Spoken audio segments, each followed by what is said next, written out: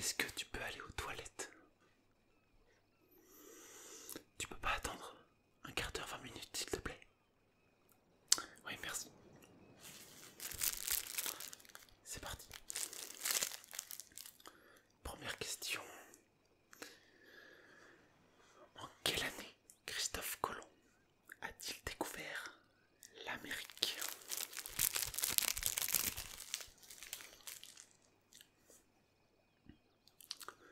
En deuxième, vous me donnerez le couronnement de Charlemagne.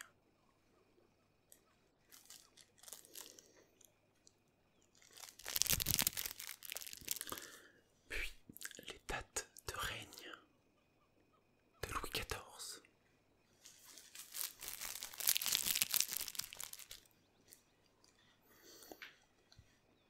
Le traité de Rome. J'espère que vous vous en souvenez, on l'a vu la dernière fois. Oui, Sophie. Tu viens de te réveiller. Oui, je vais recommencer. C'est bien parce que t'es à côté d'Arthur et que tu supportes Arthur toute l'année. Vraiment, tu as de la chance, ça sera la dernière fois. Donc, je disais, première question, la découverte de l'Amérique par Christophe Colomb. En quelle année? Puis, le couronnement de Charlemagne. Les dates du règne de Louis XIV. Puis, le traité de Rome. C'est bon, tout le monde me suit. On continue alors. La prise de Grenade.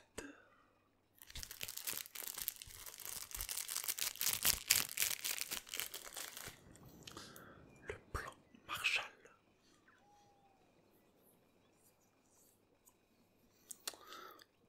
L'appel du général de Gaulle.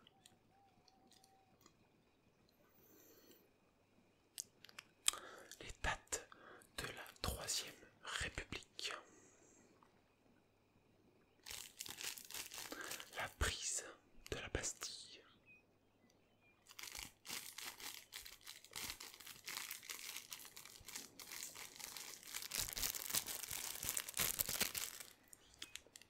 Et pour terminer la 10e question, la bombe atomique Hiroshima. J'ai envie de savoir quel mois et quelle année elle a été lancée.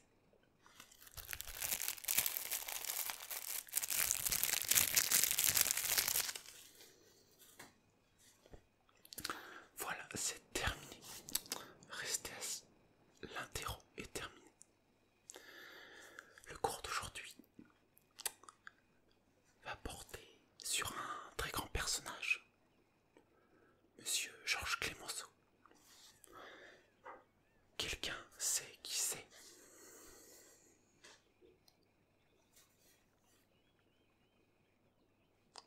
Non, vous ne savez pas.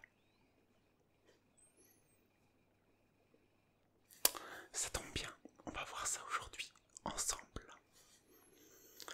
Ouvrez votre manuel, page 78.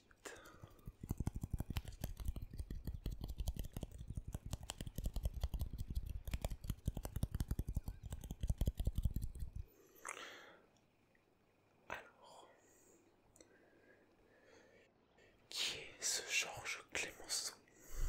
Donc il est né le 28 septembre 1841 à Mouilleron-en-Parais, en Vendée. Il est issu d'une famille bourgeoise républicaine. Il pratique d'abord la médecine comme son père.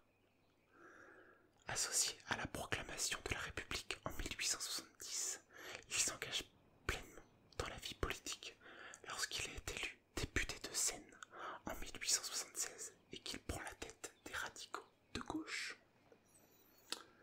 Animé d'un tempérament puissant, il combat vigoureusement l'Église et le colonialisme de Jules Ferry. Jules Ferry qui ressemble à ça. Voilà. Dans le même temps, il participe à la création de la Société des droits de l'homme et du citoyen. Il devient l'une des personnalités politiques incontournables des débuts de la Troisième République. Question oui. On est dans la Cinquième République actuellement. Voilà. Personne d'autre. Très bien, on va continuer. Alors, il a été battu aux élections législatives en 1893. Et c'est à ce moment-là qu'il se tourne vers le journalisme pour diffuser ses opinions. En pleine affaire Dreyfus, il soutient l'action d'Émile Zola. Cette personne qui tente de le défendre, l'officier déchu. Pour cela, il publie le texte « J'accuse ». J'espère que vous en avez entendu parler. Si ce n'est pas le cas, n'hésitez pas à aller voir la description. Il y aura un lien vers ce texte. Voilà, ce texte est publié dans le journal L'Aurore.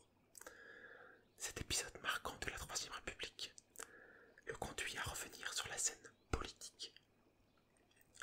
Élu sénateur en 1902, il entre au gouvernement en 1906 en tant que ministre de l'Intérieur, puis président du Conseil. Qu'est-ce que c'est que président du Conseil? Ah là là. Je vais vous poser une petite question. Ça correspond soit au président de la République, soit au Premier ministre. N'hésitez pas à chercher par vous-même. Les répressions qu'il dirige à l'encontre des viticulteurs du Midi lui valent le surnom de premier flic de France. En 1913, Georges Clemenceau fonde le journal L'Homme Libre. Très beau logo. Qui devient L'Homme Enchaîné l'année suivante pour protester contre la censure.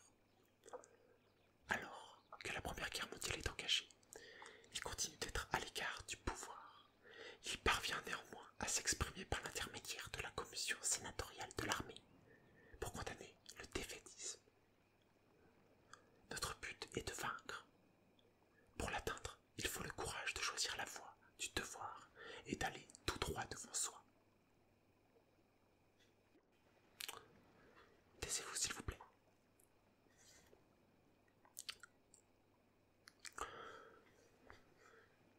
Georges Clemenceau est revenu au pouvoir le 16 novembre 1917.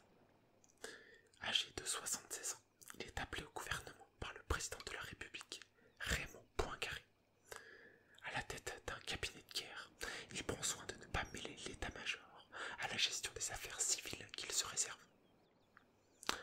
À la fois chef du gouvernement et ministre de la guerre, Clemenceau semble tout puissant sur la vie politique, militaire du pays. Il est le tigre bien sûr. Son principal objectif est de remonter le moral des troupes pour atteindre la victoire. Pour cela, il visite les poilus qui le surnomment le vieux. Parallèlement, il lance un nouvel emprunt de 10 milliards et obtient la confiance et le soutien de la Chambre des députés. Sur le front, il obtient l'unification du commandement allié entre les mains de Foch. Voilà. Le 11 novembre 1918, signature de l'armistice, il rejoint le Parlement, l'hommage de la patrie. Il est vu comme l'un des grands sauveurs de la France. Il est le père de la victoire. En ce jour important, il déclare « Nous avons gagné la guerre. Maintenant, nous devrons gagner la paix. Et ce sera peut-être encore plus difficile. » Lors du traité de Versailles de 1919, qui doit redéfinir la carte de l'Europe au terme du conflit, Georges Clemenceau émet des idées très arrêtées. Il souhaite obtenir l'annexion de la Rhénanie et de la Sarre. Donc c'est ça. Voilà. Et fixer la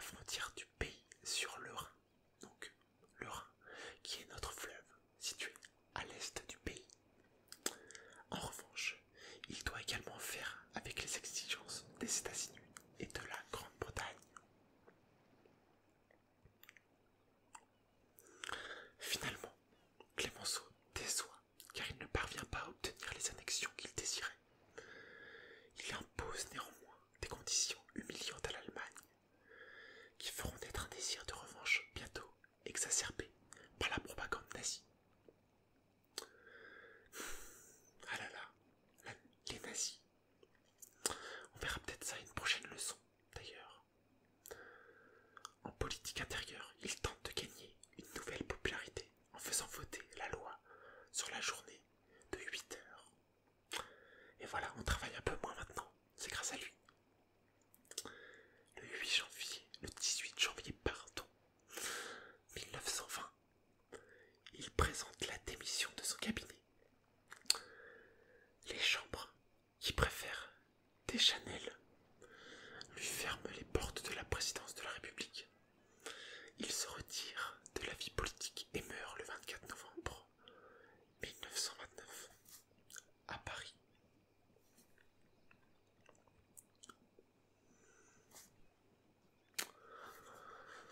Ah là là, voilà, j'espère que vous aurez retenu ce qu'a fait ce grand bonhomme. On verra ça à la prochaine leçon. Peut-être une intervention prise, je ne sais pas. En tout cas, vous avez intérêt de réviser. Pas comme aujourd'hui. En tout cas, je verrai les copies, mais c'est l'impression que j'ai eue. Ah là là. Merci Hélène pour les copies. Je vous rendrai ça la semaine prochaine. En espérant que vous ayez tous le 10 sur 10. On va abréger le cours ici. Je pense que ça suffit. Une interro, un cours. Je crois que je peux pas faire mieux. Allez. Vous pouvez y aller.